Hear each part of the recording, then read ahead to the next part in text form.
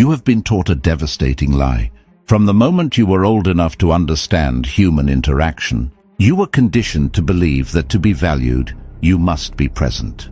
You were told that loyalty means constant availability, that love requires unyielding attention, and that success in any dynamic, whether business, friendship, or romance, depends on you always showing up, always answering the call, always being the reliable one. You have played this role perfectly. You have given your time, your energy, and your presence freely. And what has it earned you? Disrespect, indifference, the painful realization that the more you give, the less they care. You watch as others who do half the work and offer a fraction of the loyalty are chased, admired, and elevated. You sit in the background, wondering why your constant effort is rewarded with invisibility. The answer is brutally simple, and it defies everything you have been conditioned to believe. Your problem is not that you are not doing enough. Your problem is that you are doing too much. You are too visible. You are too accessible. You have made yourself cheap. Welcome to the dark psychology of absence. The world does not value what it can easily obtain. The human brain is biologically wired to ignore what is constant and to obsess over what is scarce. Think of the sun and the rain. A man who lives in a desert prays for a single drop of water. He treats it like liquid gold. A man who lives in a tropical rainforest curses the rain because it never stops. The water is exactly the same, but the environment, the availability of the resource, dictates its value. You have become the rain in a tropical forest. You are pouring your presence onto people who have grown so accustomed to you that they no longer feel your impact. They no longer respect your value because you have never forced them to experience what it is like to survive without you. To change this dynamic, you must master Robert Greene's 16th law of power. Use absence to increase respect and honor too much. Circulation makes the price go down. The more you are seen and heard, the more common you appear. If you are already established in a group, in a relationship, or in a workplace, temporary withdrawal from it will make you more talked about, even more admired. You must learn when to leave. You must learn how to create a void so dark and sudden that the people around you scramble to fill it, desperately trying to pull you back in. You must force them to chase you.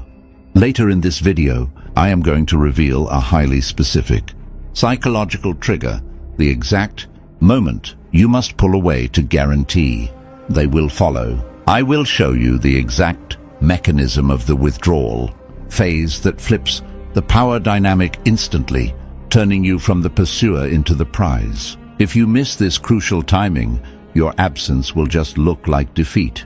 But if you execute it when I tell you to, their pursuit of you becomes an absolute obsession. But before we can weaponize that trigger, you must understand the fundamental architecture of human desire. Desire is a creature that feeds on empty space. It cannot breathe in a crowded room. When you are always there, always texting back within seconds, always agreeing to plans, always offering your opinion before it is asked for, you are suffocating their desire. You are leaving no room for their imagination to do the work. The greatest weapon in your psychological arsenal is not your charm, your intelligence, or your resources. It is the imagination of your target. When you are absent, people begin to wonder, where are you? Who are you with? Why are you no longer orbiting around them? This uncertainty breeds anxiety, and in the realm of human emotion, mild anxiety is the twin brother of attraction. They begin to project their own insecurities and fantasies onto your silence. By doing absolutely nothing, you force them to do everything. Consider the historical brilliance of Deioces, a man who lived in the 8th century BC in the land of Media. The Medes were living in a state of absolute chaos. Villages were fighting each other, laws were non-existent, and justice was a myth. Deioces was an ordinary man, but he understood the dark psychology of value better than anyone in his era. He decided to offer his services as an arbitrator, a judge for the local disputes. He was fair, objective, and incredibly effective. Soon word of his wisdom spread. People from neighboring villages began to travel for days just to have Deioces settle their arguments. He became the most relied upon man in the region. He was omnipresent, solving every problem, always available to the people. And then, at the very peak of his popularity, Deioces vanished. He simply stopped judging.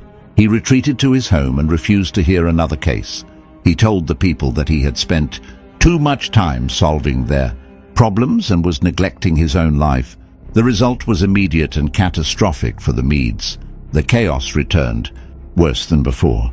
The crime rate skyrocketed. The people were desperate. They realized that their society could not function without him. They held an emergency assembly, and the decision was unanimous. They needed Deioces back at any cost, but Deioces would not return as a simple judge.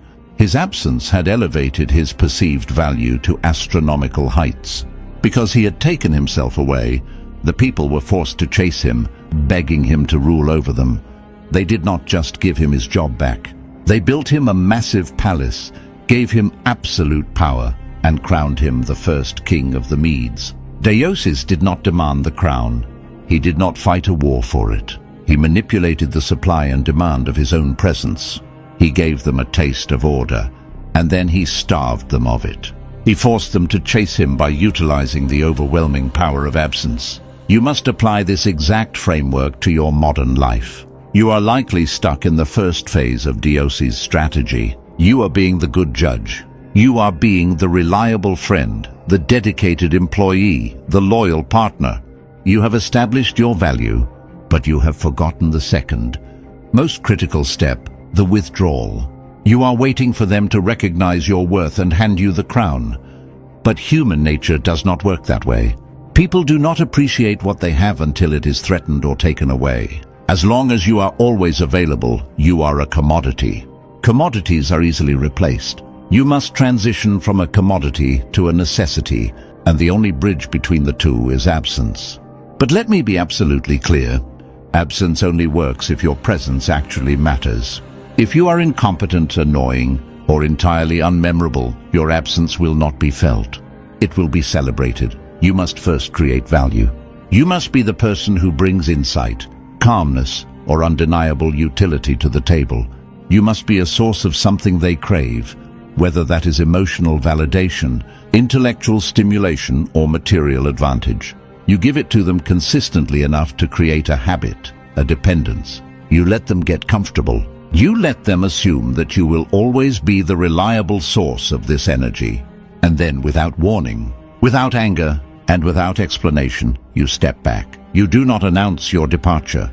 You do not write a long emotional message explaining why you are taking space. Explanations ruin the mystery. Explanations show that you still care about their opinion. True power lies in silent, unbothered withdrawal. You simply become busy. Your replies slow down. Your availability shrinks. You are polite, but you are distant. You have cast the spell of the void, and now you simply watch them scramble to fill it. But watching them scramble is only the beginning. You must understand the internal mechanics of what is happening in their mind once you introduce this sudden absence. You see, the human brain is a pattern recognition machine. It loves predictability. Predictability equals safety. When you are always there, you become a solved puzzle. The brain no longer needs to allocate resources to figure you out. You are safe, you are known, and therefore you are boring. But the moment you break the pattern, the moment you become scarce, the brain goes into a state of hyper-arousal. Cognitive dissonance takes over. They begin to ask themselves, they were just here, they were just interested. What changed? Was it something I said? Was it something I did? Have they found someone better? This internal dialogue is the exact mechanism of the chase. They are no longer thinking about whether they want you. They are entirely consumed by the fact that they might be losing you.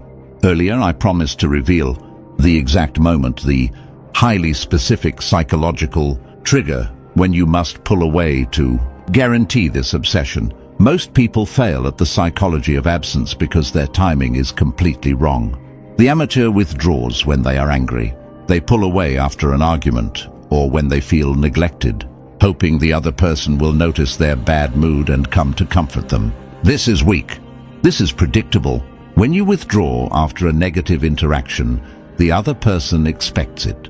They view your absence as a childish punishment or a temporary sulk. It does not create mystery, it creates exhaustion. The master of dark psychology does the exact opposite. You do not withdraw when things are bad. You withdraw exactly when things are at their absolute peak. This is the secret trigger. You must pull away right after a moment of intense connection, high laughter, deep agreement, or absolute success. You give them the best version of yourself. You are charming. You are attentive. You make them feel like they are the center of the universe. Their ego is inflated, their guard is down, and their brain is flooded with dopamine. And then, at the very height of that chemical high, you cut the supply. You step back. You end the conversation first. You leave the party early. You take longer to reply the next day. The contrast between the extreme high of your presence and the sudden coldness of your absence creates a psychological whiplash. It drives people absolutely crazy. Because you left on a high note, they cannot rationalize your absence by saying, "We had a fight," or "They are mad at me." Instead, they are left with a terrifying, unanswerable question. Everything was perfect, so why are they pulling away? This question will echo in their mind, keeping you in their thoughts long after you have physically left the room. They will begin to chase you not just to get you back, but to recapture that specific emotional high that you abruptly took from them. You have effectively turned yourself into a psychological addiction. To understand the devastating power of this technique, look at the historical dynamic between Cleopatra and Mark Antony. Cleopatra was not just a queen. She was a master tactician of human emotion.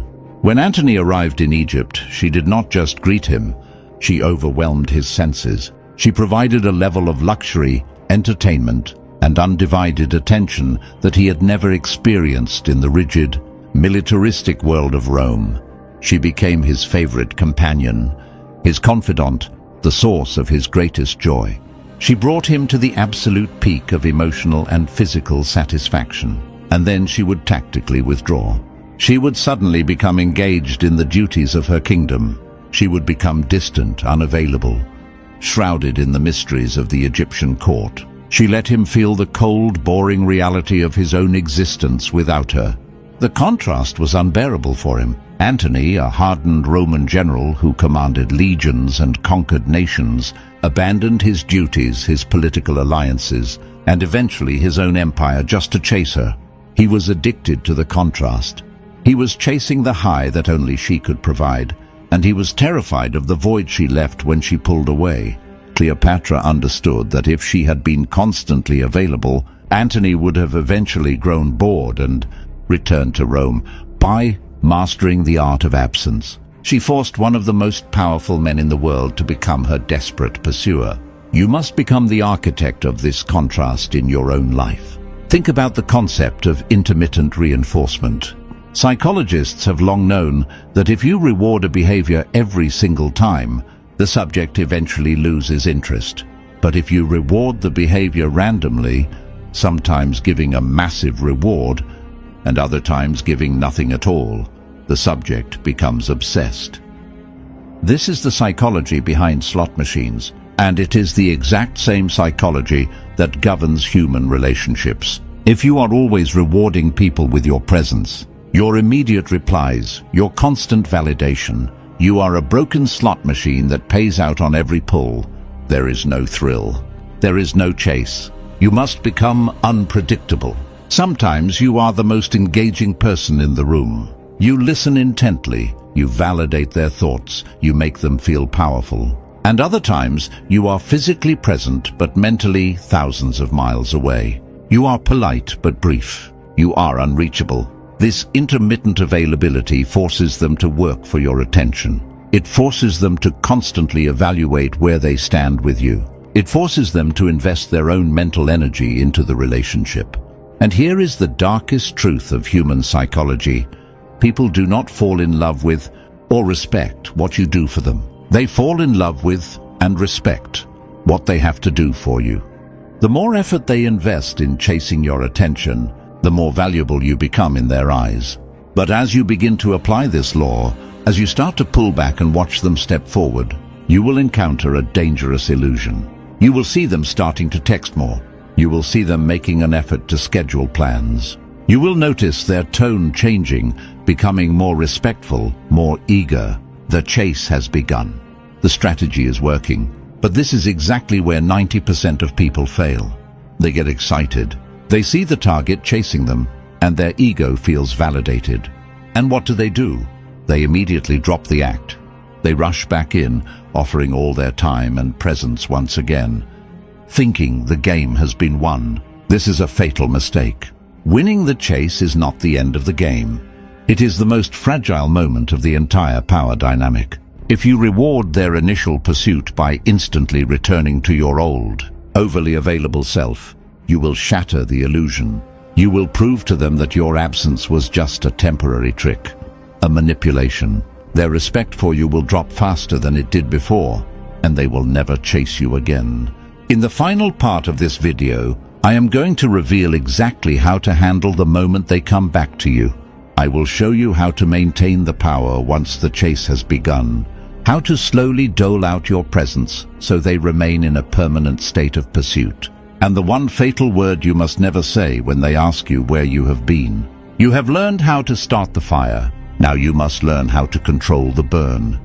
The moment they return to you, the moment the first text arrives, the first phone call rings, or the first invitation is extended, is the moment of your greatest vulnerability. You have successfully created the void. You have triggered their anxiety. You have forced them to realize that their world is significantly colder and more chaotic without your presence. They are reaching out because they want to reclaim the equilibrium you so masterfully disrupted. They want to feel safe again. And because you likely have a genuine connection to this person, your instinct will be to offer them that safety immediately. You will feel a surge of relief that the strategy worked. Your ego will be singing. You will want to say, "I missed you too," or "I'm so glad you called." If you do this, you have just committed tactical suicide. The most dangerous part of Law 16 is not the withdrawal, it is the re-entry. If you come back too quickly, too eagerly, or with too much warmth, you reveal your hand. You show them that your absence was merely a performance, a desperate plea for attention. You must understand that once you have established your value through scarcity, you can never go back to being a common commodity. You must treat your return like a rare solar eclipse, something that is seen briefly, appreciated deeply, and then fades back into the shadows. You do not give them back 100% of your time. You give them back 20%. You remain slightly preoccupied. You remain a bit more mysterious than you were before. You must make them feel that while you have returned, you haven't truly come back. You have simply allowed them a brief audience with a version of yourself that is now far more valuable and far more independent. Earlier, I warned you about a single, fatal word that 99% of people use when their target finally chases them down and asks, "Where have you been?" Or, "Why haven't you reached out?" That word is sorry. Never apologize for your absence. The moment you say, "I'm sorry I've been so busy," or "Sorry I haven't replied," you have reframed your power as a mistake. You have turned a high-value strategic choice into a low-value social error. You have apologized for having a life, for having priorities, and for being someone who does not revolve around them. By apologizing, you are essentially asking for their forgiveness for being powerful. It is an act of submission. Instead of sorry, use the language of focus. When they ask where you've been, you simply say, "I've been incredibly focused lately," or "I've had some things that required my absolute attention." Do not elaborate. Do not explain what those things are. Let their imagination fill in the blanks. By saying you were focused, you communicate that you have a purpose that is greater than their temporary presence. You communicate that your time is a resource that is allocated based on priority, not on demand. You aren't busy. Busy is what people say when they are overwhelmed by their own lack of control. Focused is what people say when they are in total command of their trajectory. This subtle shift in language reinforces the idea that you are a sovereign individual, and that your absence was not a slight against them, but a necessity for your own growth. They will respect you more for it, and they will chase you even harder to find out what exactly is more important than they are. This brings us to the ultimate danger of the 16th law, the risk of being forgotten. Robert Greene is very specific about this. Absence only increases respect if it follows a period of intense, high-value presence. If you withdraw too early, before you have established your worth, you are not being mysterious. You are simply being irrelevant.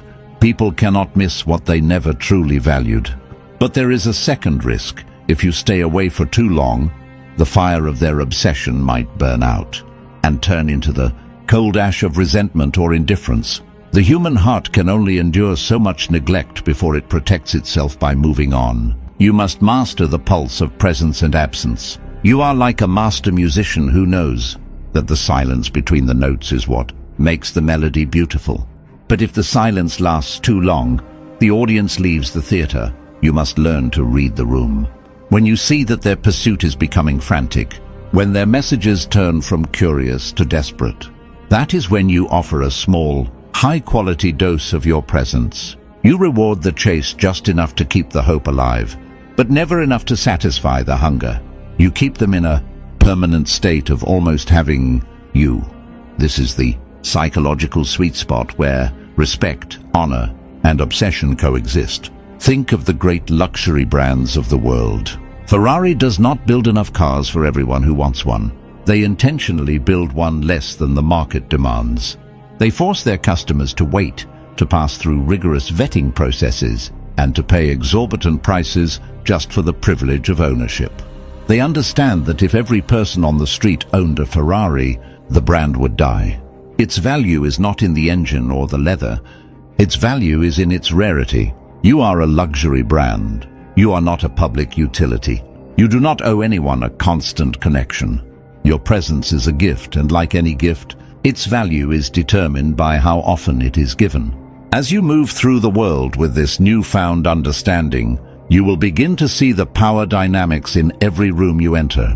You will see the desperate people-pleasers, suffocating others with their constant availability, wondering why they are always the last to be invited and the first to be ignored. You will see the leaders, the influencers, and the masters of seduction, moving through life with a calculated distance, always leaving a little bit early, always keeping their cards close to their chest, always being the ones who are pursued.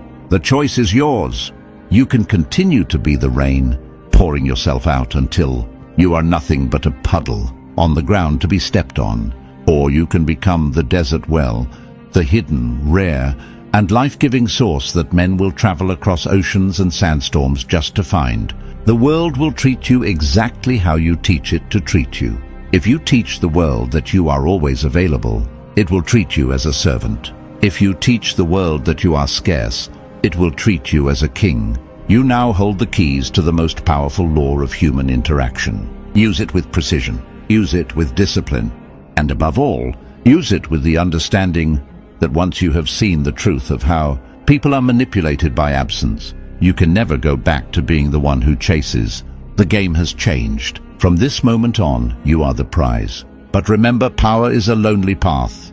Not everyone is ready for the silence that Law 16 requires. If you have the strength to stand in that silence, to watch the world scramble for your attention, and to remain unmoved until the price is right, then you have truly mastered the art of power. If this deep dive into the dark psychology of value and the laws of Robert Greene has changed your perspective, you are exactly where you need to be. There are many more laws to uncover, many more psychological triggers to weaponize, and many more layers of human nature to peel back. We are only just beginning to scratch the surface of the mechanics of authority. If you are ready to stop being the one who waits and start being the one who is waited for, then join us. Subscribe and turn on the notifications, because the insights we are about to release will give you an unfair advantage in a world that is designed to keep you common. The next level of your psychological evolution is coming, and you cannot afford to miss it. The question is, are you prepared for the power that comes with being truly unreachable? Think about it. We will speak again soon.